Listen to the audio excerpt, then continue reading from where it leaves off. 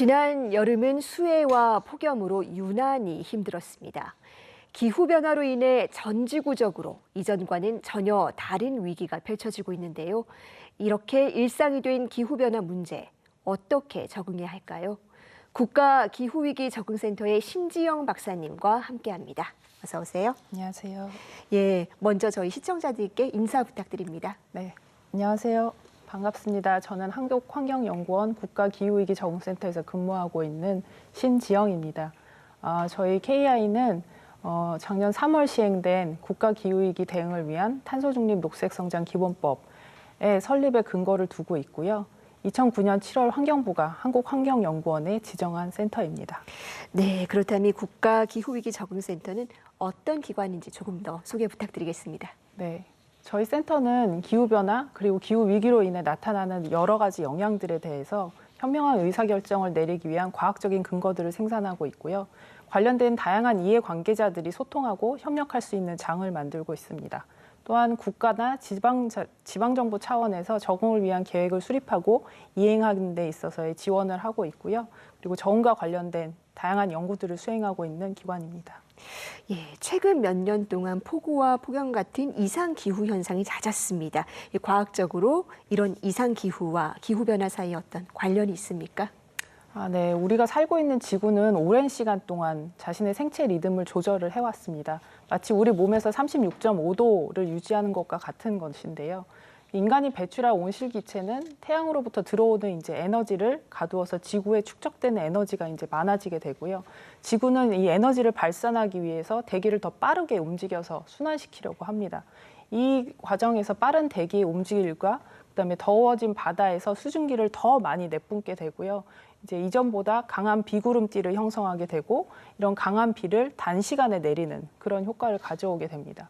그래서 기후변화는 폭염이라든지 가뭄, 한파, 집중호우 등의 극한 기상현상을 더 심하게 그리고 더 자주 나타나게 하고 있고요.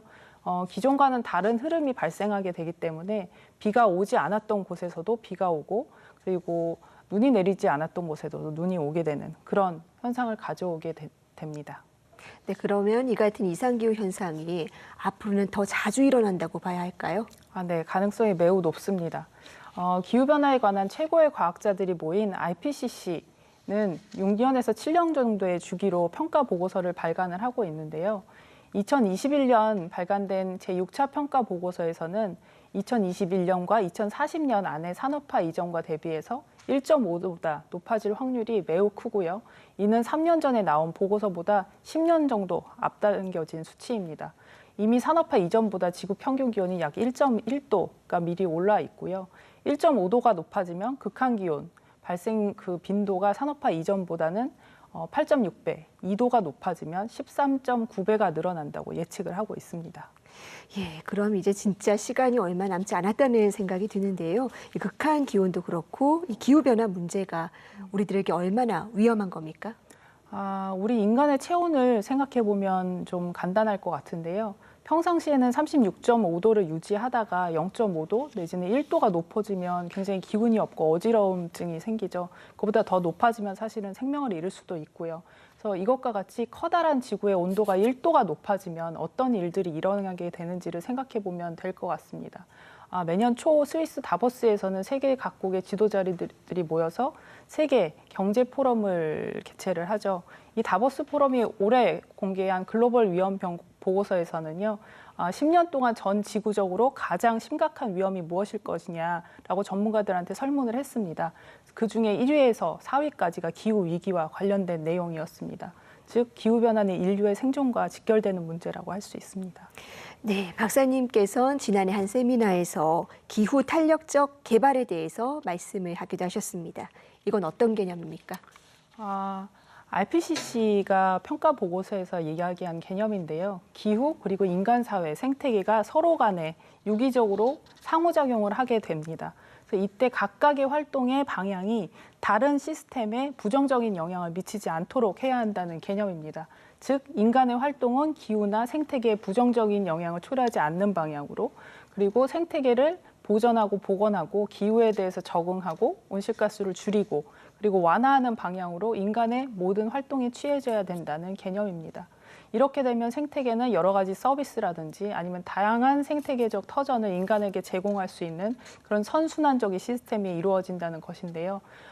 이 기후 탄력적 개발은 우리 인간의 활동과 행동에 대한 지속 가능 발전의 방향성을 의미하기도 합니다. 에너지를 아주 사용하지 않을 수는 없으니 좀 덜 사용하는 방향으로, 기후에 덜 악영향을 미치는 방향으로 하고요. 그리고 더운 기후에 적응할 때 에어컨을 빵빵하게 트는 것보다는 좀 더 근본적으로 나무를 심는다든지 좀 시원하게 만드는 그런 것들이 기후 탄력적 개발의 예시라고 할 수 있겠습니다. 다만 이러한 방향성을 가지고 행동하는 시점이 굉장히 중요한데요. 지금은 우리 행동이 즉각적이고 긴급하게 이루어져야 되는 시점이고요. 그리고 이러한 조치들이 적시에 이루어지는 것이 굉장히 중요한 시점입니다. 네, 기업의 역할도 상당히 중요할 텐데 산업계는 앞으로 어떤 준비를 해야 할까요? 네, 뭐 예를 들면 어떤 기업이 이제 활동을 하는 데 있어 주된 품목이 나무를 원료로 하는 기업인데 자주 일어나는 산불로 인해서 목재 공급에 어려움을 겪는다든지 아니면 목재의 서식처가 바뀌어서 다른 지역에서 목재를 가져와야 되는 상황, 이런 여러 가지 것들 측면에서 원료 수급부터 시작해서 생산 공급 전 단계에 걸쳐서 사실은 기후변화는 기업에 굉장히 큰 영향을 미칩니다. 그래서 이 외에도 뭐 기업의 사업장이 위치하는 곳이 가뭄이라든지 폭염, 한파, 이런 집중 호우로부터 안전한 곳인지, 아니면 폭염 기간 중 아니면 한파 기간 중에 충분한 전력 공급이 가능한지, 근로자의 활동에 있어서 문제는 없는지 등등 여러 가지 고려할 점들을 가지고 이야기하는 것이 기후변화 적응이고요. 이렇게 기후변화의 영향에 대해서 기업이 얼마나 잘 준비가 돼 있는지, 나의 체계는 어떻게 바꿔야 되는지 이런 것들을 살펴보고 하는 것들이 적응이라고 했습니다. 사실은 겪어보지 못한 것이기 때문에 답을 찾기가 어려울 수도 있습니다. 하지만 다른 나라에서 해법을 찾고요. 그리고 함께 방법을 찾아가는 것이 필요합니다. 분명한 것은 그 어떤 것보다도 기후변화에 따라서 기업의 변화는 굉장히 클 수 있다는 것입니다. 네, 네. 기후변화는 진짜 이제 단순한 경고가 아니라 당장 직면해야 하는 현실입니다. 이 작은 실천과 관심이 그래서 더 중요하겠습니다. 박사님 오늘 말씀 잘 들었습니다. 네.